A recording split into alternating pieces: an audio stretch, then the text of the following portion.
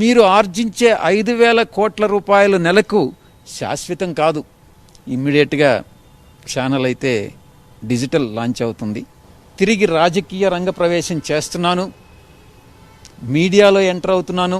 భోజనం మీరు ఎవరు వెళ్ళినా అక్కడ పెట్టరు, మీరు వెళ్ళడమే తప్ప ఇది మీటింగ్ ఎత్తిన దాకా ఒక్క ముద్ద కూడా అక్కడ వేయరు.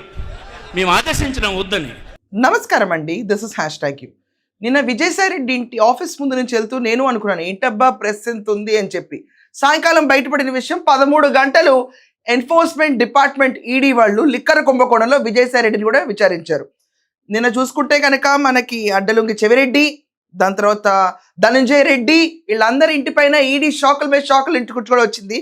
కానీ విజయసాయి రెడ్డి ఇంటి ముందు మాత్రం నిన్న ప్రెస్ చాలా కోలాహలంగా నుంచున్నారు, ప్రెస్ని ఆన్సర్ చేశారు. నా ప్రాబ్లం వల్ల ఏంటంటే అసలు నాకేం సంబంధం, చంద్రబాబు నాయుడు చేస్తున్నాడు ఈ పనులన్నీ అని చెప్పి విజయసాయి రెడ్డి అంటున్నాడు. విజయసాయి రెడ్డి గారు, if I'm not mistaken, already మీ పైన 11 ఈడీ కేసులు subject to correction and 12 to 14 CBI కేసులు ఉన్నాయి. వాటిల్లో A1 జగన్మోహన్ రెడ్డి అయితే A2 ఇస్ యూ, అందుకే ముద్దు పేరు A2 మీకు. దీంట్లో ఎక్కడ డిస్ప్యూట్ లేదు కదా. ఓకే, అతను ఓడిపోయిన తర్వాత, జమోరే ఓడిపోయిన తర్వాత విసారే బయటకు వచ్చేసి నేను ఇంకా రాజకీయాలు వదిలేశాను, నేను వ్యవసాయం చేసుకుంటానని ఒక జీప్ వేసుకుని దాంతో ఫోటోలు దిగి ప్రజలందరినీ మభ్యపెట్టి గోల గోల చేస్తావు. అప్పుడు నువ్వు మాట మీద ఉంచోలా. ఆ పార్టీలో ఉన్నప్పుడు ఆ సిద్ధాంతాలు ఏంటో, మీరు చెప్పిన ప్రామిస్లు ఏంటో నీకే తెలుసు. వాటిని కూడా నువ్వు ఎక్కడ పార్టీలో ఉండి A2గా ఉండి సెకండ్ పొజిషన్ ఎంజాయ్ చేస్తూ నాకు పొజిషన్ దక్కలేదని చెప్పి బయటకు వచ్చేసావు నువ్వు. అప్పుడు నిలబెట్టుకోలే మాటల్ని. Your B team to Jaganmohan Reddy. Okay, ఇప్పుడు అసలు విషయంకి వద్దాం. ఈడీ వస్తే చంద్రబాబు నాయుడు ఇంటర్ఫియరెన్స్ ఏంటంటే, దమ్ ఉంటే మోడీ నను, దమ్ ఉంటే అమిత్ షా నను. చంద్రబాబు నాయుడుకి ఏం సంబంధం? ఎన్ఫోర్స్మెంట్ డిపార్ట్మెంట్కి చంద్రబాబు నాయుడుకి లింక్ పెట్టేస్తావా? డైరెక్ట్గా అనలేవా? అక్కడ సత్తా లేదు నీకు. ఎందుకంటే థర్డ్ ఫ్రంట్ ఒకటి తీసుకొస్తాడంట. ఆ థర్డ్ ఫ్రంట్కి మళ్ళీ ఎక్కడన్నా మోడీతో ఇబ్బంది వస్తుందేమో అని చెప్పి భయంతో విజయసాయి రెడ్డి వాళ్ళ పేర్లు తీసుకున్నాడు. ఇది అందరికీ తెలిసిన విషయమే. అప్పట్లో జగన్మోహన్ రెడ్డిని పాదాభివందనం చేయించడానికి మోడీ కోసం నువ్వు ఎంత తాపత్రయపడ్డావో రాష్ట్రం అంతా చూసాం. చిట్నాయుడు పొట్టినాయుడు గాలి మాటలు ఎన్ని మాట్లాడావో నీ గాలి కబుర్లు కూడా విన్నాం మేము. ఇది ఫ్యాక్ట్. గాలి మాటలు మాట్లాడే వాళ్ళు గాలి కబుర్లే అంటారు. దీంట్లో ఏం డిస్ప్యూట్ ఉందా నీకు? లేదు. అండ్ నువ్వే చెప్పావు అప్పుడు కాకినాడ పోర్ట్ ఇష్యూ అప్పుడు బయటకు వచ్చి లిక్కర్ కుంభకోణంలో మొత్తం బట్టలు ఇప్పేస్తాను, సగం ఇప్పాను, మిగతా సగం ఇప్పుతాను అని చెప్పి ఊసిపోని కబుర్లు అని చెప్పావు. నువ్వు అప్పుడు ఏం చెప్పావు? 2 మీటింగ్లు, లిక్కర్ ప్లానింగ్ మీటింగ్లు నా ఇంట్లో జరిగినాయి అన్నావు. అప్పుడు నిన్ను ఎంక్వైరీ చేయకుండా ఎవరు చేస్తారు? ఇంకో రెడ్డి గారు ఉన్నారు ఎక్కడన్నా? చెప్పండి, A3 రెడ్డి గారు ఎవరన్నా ఉన్నారా? ఇంకా వాళ్ళ ఇంటికి వెళ్ళి విచారణ చేస్తారా? రెండవది, అరబిందో నుంచి అంట అదాన్ డిస్టరీస్కి డీకార్ట్కి అప్పులు ఇప్పించాడు విజయసాయి రెడ్డి 100 కోట్ల దాకా. దాంట్లో కొంత వడ్డీ వచ్చింది, కొంత వడ్డీ రాలేదు, అసలు వచ్చింది. ఈ సుప్రభాత్ సేవలు పక్కన పెట్టవయా, పక్కన పెట్టు. నీ ఇంటికి వస్తే ఆ చగ్గట్టు మధ్యతరగతి కుటుంబీకుల్లాగా మాట్లాడుతున్న విజయసాయి రెడ్డి నిన్న చెప్తాడు, నా ఇంట్లో నగదు 6 లక్షలు ఉన్నాయి, మా అమ్మగారికో అమ్మమ్మగారికో ఒంట్లోకి బాగోనప్పుడు 6 లక్షల రూపాయలు నేను దాచుకున్నాను చెప్పి ఇంకా ముత్తూట్ ఫైనాన్స్లో పెట్టాను, లేకపోతే మార్గదర్శి చిట్లో వేసాను. నీ కబుర్లు అంటే నిజంగా నాకు ఒళ్ళు మండుతుంది విజయసాయి రెడ్డి. రోజు మిడిల్ క్లాస్ వాడు అన్నాడు, అచ్చా నువ్వు మిడిల్ క్లాస్ అన్నావంటే తాట తీస్తావు అని లెవెల్లో రియాక్ట్ అవుతారు. నువ్వు మిడిల్ క్లాసా? ఈరోజు మేమందరం దాచుకోవాలి, మా అమ్మలకో అమ్మమ్మలకో ఏమైనా అయినాయి అంటే 6 లక్షలు. నువ్వు కాదమ్మా, 6 లక్షల గురించి వివరణ ఇవ్వడానికి వచ్చాడు. దాది కాకుండా నిన్న ఆయన ఆణిముత్యాలు కొనిపెట్టాడు. ఇది పొలిటికల్ ఎంట్రీ చేస్తాడు నువ్వు విజయసాయి రెడ్డి. ఎడిటర్ మళ్ళీ ఇక్కడ ఒకసారి వేయండి. తిరిగి రాజకీయ రంగ ప్రవేశం చేస్తున్నాను, మీడియాలో ఎంటర్ అవుతున్నాను, చంద్రబాబు నాయుడిని డెఫినెట్గా ఎండగట్టి తీరుతాను, అధికారంలోకి వచ్చిన తర్వాత తప్పకుండా చంద్రబాబు నాయుడు మీద చర్యలు తీసుకోవడం జరుగుతుంది అని నేను పదే పదే ఒక్కాణించి చెప్తా ఉన్నాను.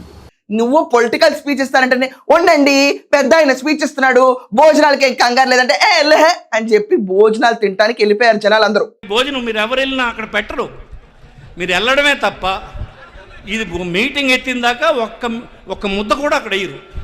మేము ఆదేశించడం వద్దని. నా రియాక్షన్ వర్స్ట్గా ఉండొచ్చు, కానీ అక్కడ పబ్లిక్ రియాక్షన్ ఇదే. నువ్వు అంట వస్తావంట, థర్డ్ ఫ్రంట్ పెడతావంట, అప్పుడే క్రెడిబిలిటీ లేదు నీకు. ఇప్పుడు నువ్వు మళ్ళీ ఇంకో కొత్త క్రెడిబిలిటీ మేలు ముసుకేసుకొచ్చి పార్టీని పెడితే నమ్ముతారు, మరి రమ్మన్నారు ఏపీలో. ఇంకా దంచుకో పంచుకో తినుకోక ఏం లేదు ఇంకా అక్కడ రాష్ట్రంలో. అట్లీస్ట్ చనిపోయేటప్పుడైనా పుణ్యం చేసి చచ్చిపో చంద్రబాబు నాయుడు గారు అని చెప్తా ఉన్నా.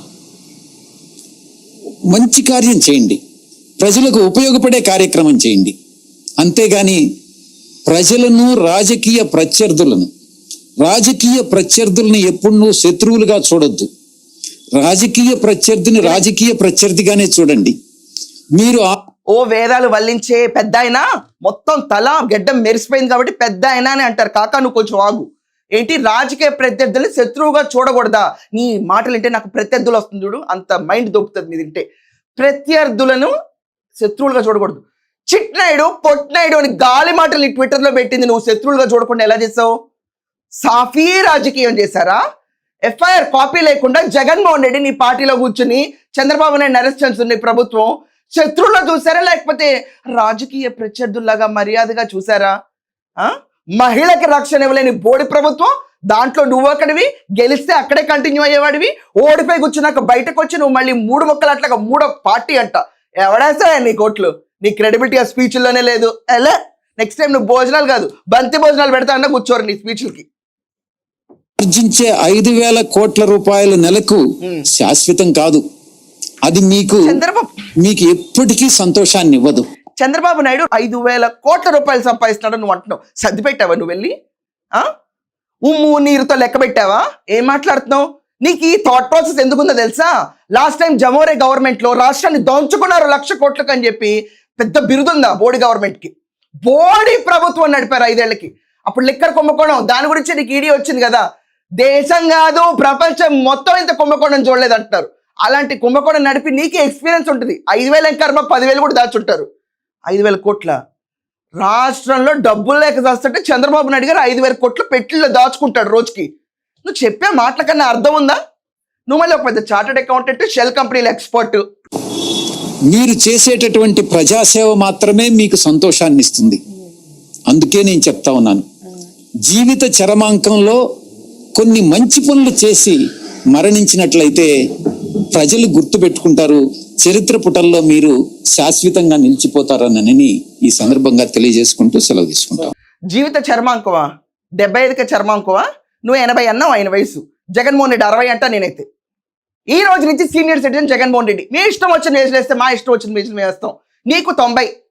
నిన్ను చూస్తే చంద్రబాబు నాయుడు కంటే మరీ మెరిసిపోయినలాగా ఉంటావు, మరి పండిపోయిన ముస్లైన్లాగా ఉంటావు. నీకు 90 చర్మాంకంలో ఉన్నావు. నీకు ఎందుక పాలిటిక్స్ ఓ మూల కూర్చోక చెప్తాడండి. చాలా విచిత్రంగా ఉంటాయి వీళ్ళందరి మాటలు.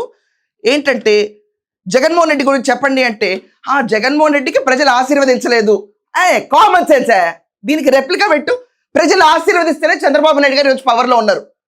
ఆశీర్వదించిన బోర్డు పార్టీలోంచి ఆశీర్వాదం పొందని నువ్వు బయటకు వచ్చి ఈరోజు మళ్ళీ 3వ ఫ్రంట్ పెడతావంట, నీకు ఓట్లు పడతాయంట. ఇదంతా కాకుండా సినాప్సిస్ లోకి సింపుల్ గా వెళ్తున్నానండి. ఎడిటర్ ఇక్కడ కూడా ఏంటి ఒక బయట, అతను జూలై నుంచి ఏం గొప్ప ప్రాజెక్టులు మొదలు పెడుతున్నాడు. ఇమ్మీడియట్గా ఛానల్ అయితే డిజిటల్ లాంచ్ అవుతుంది. తిరిగి రాజకీయ రంగ ప్రవేశం చేస్తున్నాను, మీడియాలో ఎంటర్ అవుతున్నాను. చంద్రబాబు నాయుడిని డెఫినెట్గా ఎండగట్టి తీరుతాను. ఒక థర్డ్ ఫోర్స్ అన్నటువంటిది ఈరోజు రాష్ట్రంలో ఆవశ్యకత ఎంతైనా ఉంది అన్నటువంటి విషయాన్ని నేను ఈ సందర్భంగా తెలియజేస్తా ఉన్నా. అధికారంలోకి వచ్చిన తర్వాత తప్పకుండా చంద్రబాబు నాయుడు మీద చర్యలు తీసుకోవడం జరుగుతుంది అని నేను పదే ఒక్కాణించి చెప్తా ఉన్నాను. ఇతను అంటాడు సంవత్సరం కూడా అడగండి 2026 అంట. అబ్బో నువ్వు బొచ్చుడు చెప్పేవాళ్ళ ఊరుకో. జీపులు వేసుకెళ్ళి హార్టికల్చర్ అన్నో అగ్రికల్చర్ అన్నో పురుగుల మందు కొడుతున్నావో ఏం కొడుతున్నావో ఎవరు తెలియదు. నువ్వు చెప్పే మాటలకు ఒక క్రెడిబిలిటీ శాంక్టిటీ.